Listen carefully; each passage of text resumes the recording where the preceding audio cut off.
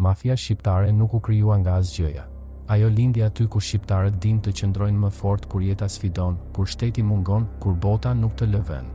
Nga Shqipëria në Kosovë, nga Maqedonia e deri te mërgimtarët në çdo cep të Europës, shqiptarët e dinin një gjë, nuk presin. Veprojnë. Kur të tjerët kërkonin rrugdalje, ata krijonin rrjedh. Jo për të bërë zhurmë, por për të ndërtuar pushtet në heshtje. Me gjaktotësi, me besë, me vendosmëri. Nuk ishte vetëm mbijetesë, ishte dominim i qetë, dhe askush nuk e pa ardhjen, nuk qëndruan brenda kufive. Pas viteve në 90, shqiptarët u shpërndan si val në Itali, në Greqi, në Zvicër, në Gjermani, në çdo cep ku mund të gjenin jetë. Disa shkuan me valigje kartoni, disa të tjerë me plane më të qarta. Në për rrugët e errëta të Napolit, në portet e Adriatikut, në periferitë e Athinës, nisën të shfaqen figura që nuk flisnin shumë, por vepronin me saktësi. Ata nuk kërkonin famë, kërkonin kontroll. Në tregun e drogës, në trafik, në territor. Dhe shumë shpejt u kuptua se nuk ishin të rastësishëm.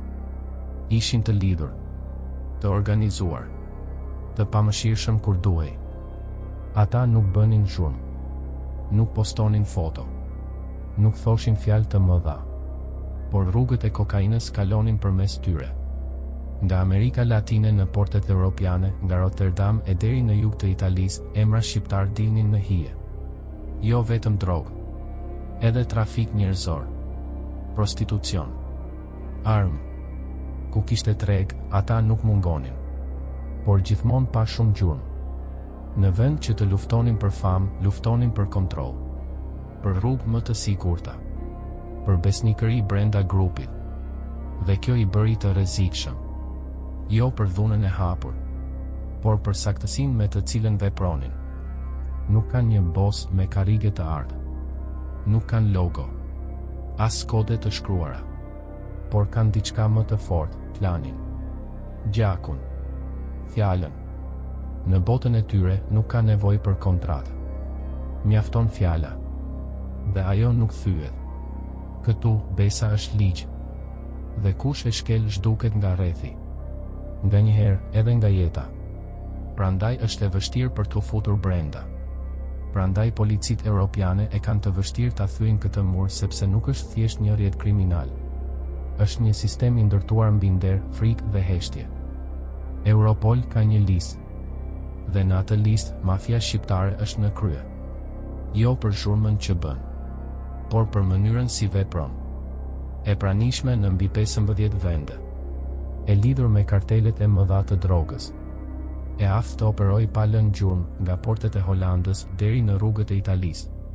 Policia italiane e ka quajtur shumë e dhunshme, shumë e organizuar dhe pothuajse e pamundur për t'u infiltruar. Në shumë raste, grupet shqiptare nuk janë më thjesht bashkëpunëtor. Janë ata që kontrollojnë rrjetin, logjistikën, lëvizjet, ritmin. Dhe pikërisht kjo e bën hijen e tyre edhe më të fortë. Dikur ishin thjesht emigrant, sot janë lojtar global. Grupi shqiptar menaxhon rrugët nga Amerika Latine në Europë. Në Bruksel, Madrid, Dubai, Londër, emrat e tyre shfaqen në dosjet më sekrete. Ata nuk kanë nevojë për territor si dikur. Ata kontrollojnë lëvizjen, mallin, paratë, më të shpejt se të tjerët, më të heshtur, më të lidhur me njëri tjetrin. Nga hijet e Ballkanit, ata u ngritën në skenën botërore. Jo me fjalë, me fuqi.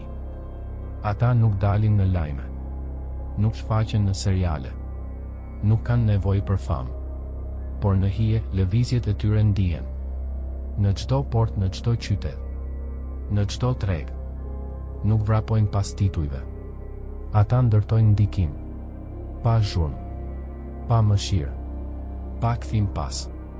Mafia shqiptare është ndryshe nga të tjera. Nuk kërkon të duket, kërkon të dominojë. Dhe kur një organizat flet pak por arrin gjithkund, atëherë frika nuk vjen nga çfarë thot. Frika vjen nga fakti që nuk thot asgjë.